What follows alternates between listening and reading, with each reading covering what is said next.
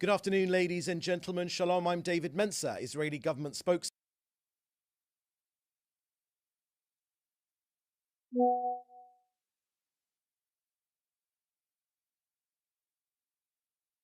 a quick update from me and then to your questions, which you should put in the chat, all of which we will answer this Wednesday, the 14th of August, day 313 of the October 7th war. For clarity, here are Israel's war aims: the return of all of our hostages, 115 people, dismantling of Hamas's governmental and military capabilities, and removing the terrorist threat to Israel. Yesterday was Tisha B'Av, the 9th of Av, the Hebrew month, the saddest day in the Jewish calendar, when Jewish people the world over remember their calamities that have befallen the Jewish people, not least the October 7th massacres and the destruction of the first and the second temples in Jerusalem. Hamas chose to attack Israel yesterday, launching rockets at us at 4 p.m. yesterday afternoon in yet another Hamas exploitation of humanitarian infrastructure in Gaza, firing from humanitarian tents themselves. Hamas launched rockets from the humanitarian tents inside Khan Yunis towards Tel Aviv. You know, Hamas hate Gazans. They trade in the lives of ordinary Gazans, deliberately embedding its military assets to carry out attacks against Israel next to humanitarian infrastructure and the civilian population inside Gaza. A double war crime. Hezbollah, attacking us from the north, do the same thing. Now to COGAT and an update on their work coordinating aid into Gaza. Aid continues to enter every day via all the crossings since the beginning of the war. More than 46,000 trucks have delivered 888,500 tons of humanitarian aid into Gaza. That's 80% more food compared to prior to October the 7th. Monday saw 194 trucks carrying humanitarian goods enter Gaza. UN aid organizations did not collect any trucks from the Gazan side of Kerem Shalom. Not one. All the while, 114 private sector and other international organization trucks were collected. 575 trucks are still awaiting collection from the useless and hopelessly inefficient United Nations, awaiting them to do their job. Yesterday, COGAT conducted an NGO conference with 30 aid organizations. Discussions focused on new and upgraded donation procedures, the polio response effort, essential coordination activities, and other logistics. We will continue to deepen our humanitarian mission with close cooperation with international NGOs working in Gaza for a humanitarian response for the Gazan civilian population. So that's the end of our briefing today. I will now happily take your questions, which you should put in the chat together with your news outlet. First question here is from Leo Soroka from the Washington Post. According to Ynet, Leo asked, the families of the hostage female observers claim that only Mossad chief Dedi Barnea is expected to leave tomorrow for the summit in Doha without Ronen Bar or Nitzan Alon. Can you confirm who will be in the Israeli delegation? Thank you for that question, Lior. We're not discussing who we're sending, but I can update you on the latest on the hostage release negotiations. There have been a number of misunderstandings that have arisen. The charge that the Prime Minister added new conditions to the May 27th proposal is incorrect. The Prime Minister's July 27th letter did not introduce extra conditions and certainly does not contradict or undermine the May 27th proposal. In fact, it's Hamas that has demanded 29 changes, no less than 29 changes to the May 27th proposal, something the Prime Minister refused to do. So here are the facts. Firstly, on the Netzarim crossing, just a reminder that the Netzarim corridor, which crosses Gaza from east to west about a third of the way down Gaza, the May 27th proposal stipulates that only unarmed civilians will be permitted to cross the Netzarim corridor to northern Gaza. Now, the reason why this is so significant is because this is precisely the area closest to Israeli villages, kibbutzim, and towns like Sderot, where most Israelis in the area live. So we have a very strong imperative to ensure that weapons and gunmen and terrorists do not go back into that area. The July 27th letter stipulates that an agreed-upon mechanism should be established to assure this, something that was initially raised by the US mediator. So the letter does not only contradict the May 27th proposal, it facilitates it. Secondly, on the number of living hostages, I know, Lior, this wasn't precisely your question, but it gives me an opportunity to speak about the specifics of the deal, which is the first time we've done that during this briefing. So the second point I want to make to you is on the number of living hostages to be released. The May 27th proposal stipulates that a specific number of hostages will be released, living or dead. Now, Israel's position in the July 27th letter stipulates that all the living hostages in the relevant category should be released, again, fully conforming to the May 27th proposal. And the third point we'd make is that the way Palestinian prisoners will be released.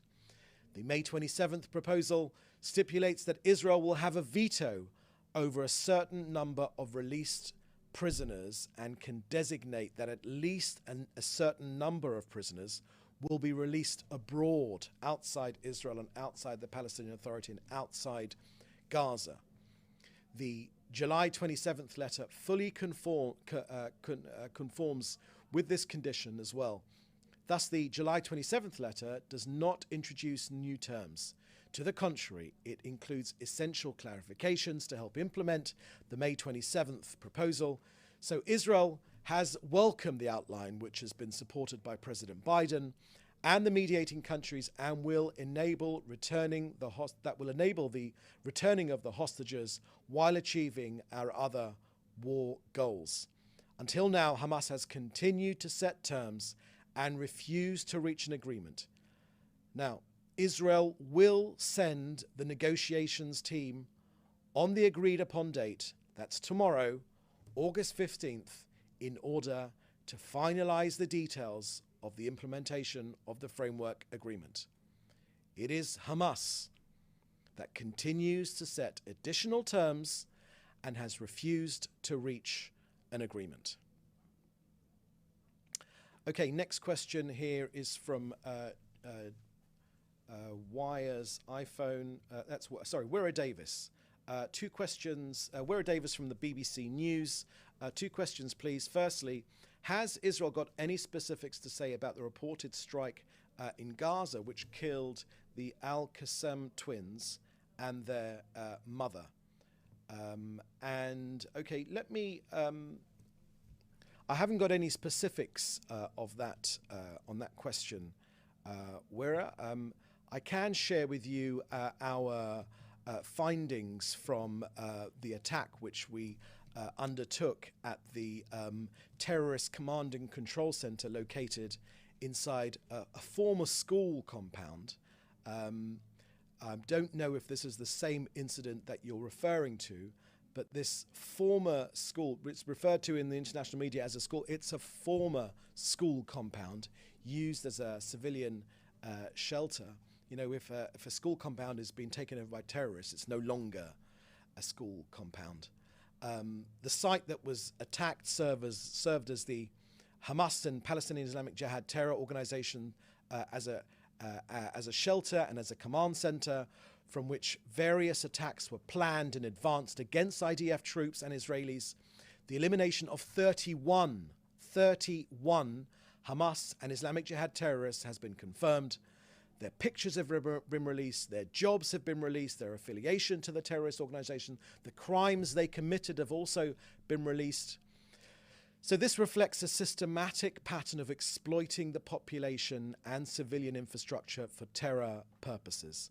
The terrorist organizations have established in Gaza a vast network of tunnels which pass under homes, hospitals, mosques, and schools, and UN facilities, which are used for terrorist operations, storage of weaponry, and imprisoning Israeli hostages. Israel sees harm caused to civilians as a tragedy, while of course Hamas sees them harm to civilians as a strategy. Again and again and again, even though the BBC in particular, Wira, has got this wrong. For instance, the famous Al-Ali hospital, where the BBC claimed that hundreds of people were killed. That wasn't nowhere near the number. And secondly, it was, of course, an Islamic Jihad rocket.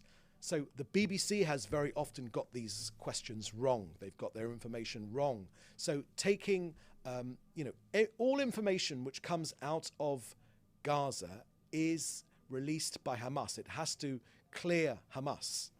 So we should all be completely aware of that. And Hamas are using Palestinian blood, Gazans' blood. They are trading in the lives of Gazans to be able to push forward their media strategy, because that's the only way they believe that they can win against us. It is Hamas that is responsible for any and all civilian deaths within Gaza, because they systematically violate international law, performing a war crime by using the civilian population as a human shield for its terror operations. Data published by Hamas officials cannot be trusted, Wira. Very, very important point. It cannot be trusted. You wouldn't even dream of using ISIS figures at the BBC. You wouldn't dream of quoting them. You'd be shouted down. But somehow, in this scenario, you happily quote them, even if you do say that they are Hamas figures. And it's been proven in previous incidents the number of casualties are exaggerated and very often inconsistent with the data which we hold here at the Israeli government and at the Israel Defense Forces. The precise weaponry used in the attack could not have caused the amount of damage and casualties that are being reported. Furthermore, no severe damage was caused to the compound, as can be seen in the photos taken after the strike of this Hamas and Islamic Jihad compound. Prior to the strike, numerous steps were taken to mitigate the risk of harming civilians, including the use of a small warhead, aerial surveillance, and intelligence information. The event at this, the Saturday morning event, is still under IDF review. Let me just say further to that, Wira, that the BBC is being played. You are being played by the terrorists again and again and again. They embed themselves amongst where people live, where ordinary Gazans live. Yesterday's event of this rockets fired from inside a humanitarian tent.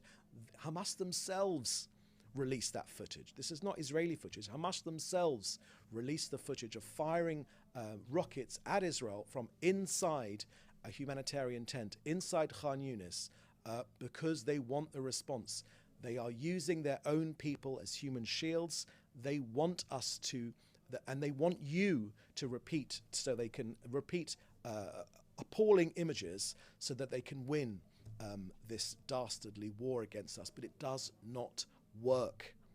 Hamas hate Gazans. They hate their own people. They are trading in Gazans' blood.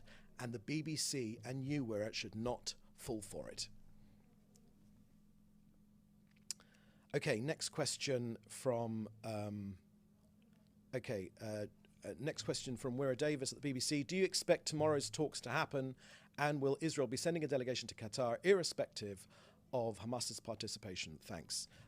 I think I did answer that question earlier, Wira. Yes, we are sending a delegation. We've made our position completely clear. We want these negotiations to succeed. It is an imperative that we get our hostages back. It's one of our key war aims. We are doing everything we can to get our people back, and Hamas, as usual, are dragging their feet and coming up with all sorts of stipulations which are unreasonable, and changing the documents and making amendments at the last moment, and all the sorts of most unpleasant aspects of negotiations in this part of the world. Okay, so that's that question. So yes, we are sending our delegation. I can confirm that, and the Prime Minister has confirmed that. Now you ask, thanks, I'm referring to a subsequent attack covered by many news outlets in which about the attack and whether children were harmed. I mean, look, I say to you quite clearly, Awira, the BBC is being played, okay? And I don't say that there's an agreement between Hamas and the BBC. That's not what I'm saying. And other international media, not just the BBC. But it is a key part of Hamas's strategy for you to report these unbearable images. It is an absolutely key part. They wouldn't do it unless you reported it in the way that you report. And then you bring up, other experts talking about these events. None of these experts, even the ones in Gaza, never once blamed the events on Hamas. Not once did they do that.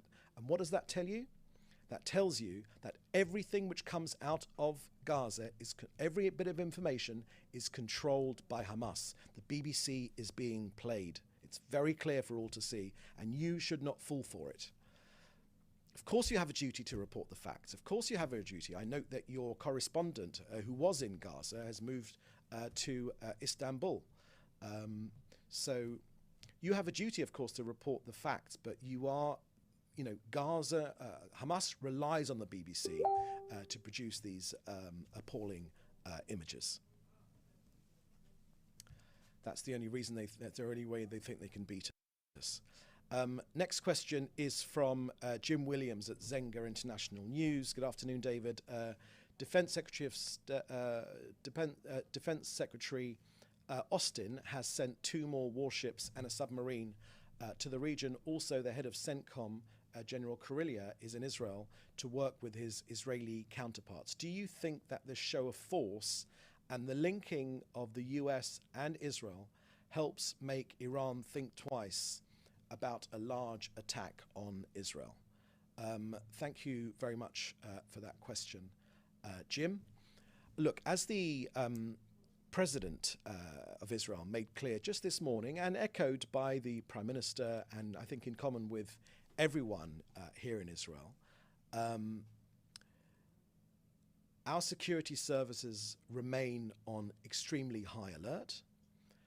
The government expresses its full appreciation and thanks to our allies standing united with us in the face of the hate-filled threats of the Iranian regime and its terrorist proxies. And of course, in particular, we must thank the government of the US, and the entire government here expresses its gratitude to all the allies as part of the coalition, to President Biden and to other leaders for this American leadership, for their steadfast commitment in words as well as deeds to the safety and security of Israel. As the President said this morning, our President said this morning, together we stand side by side in defense of the free world.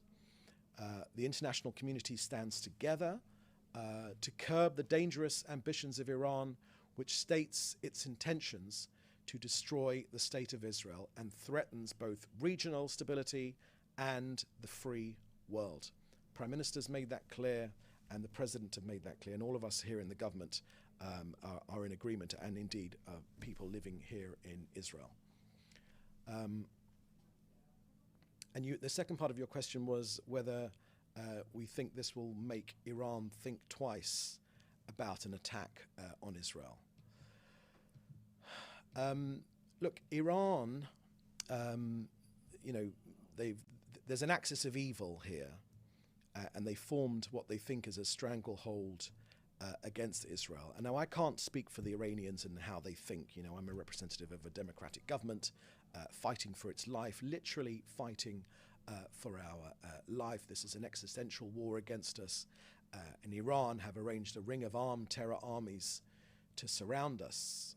Hezbollah in Lebanon, Hamas in Gaza, the Houthis in Yemen, and other militias, and Iran itself. But I can't go into the head of the Iranian government, not the Iranian people, because the Iranian people hate Hamas as well, and they hate the regime of Iran as well. But Israel will exact a heavy price for any aggression against us. So the last thing we want is another front or more attacks upon us.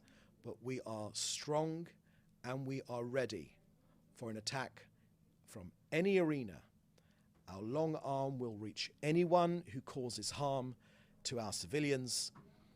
And, the elimination of the commanders of the military wings of both Hamas and Hezbollah should be understood as a very, very clear message to anyone who threatens this country. So against the background of these threats, the State of Israel is ready for any scenario, defensive or offensive. That said, there is currently no change to the defense instructions by the Home Front Command, but we encourage our country to remain informed and to follow any new guidance as instructed. We are strong and we are ready. Okay, any other, you want to scroll down, anything else? No, that was the last question. Okay, so thank you for joining us. There won't be a briefing tomorrow, so the next briefing will be next week as things stand right now. In the meantime, do please stay safe, and we look forward to joining us next time at the next briefing. Thank you for joining us. Bye-bye.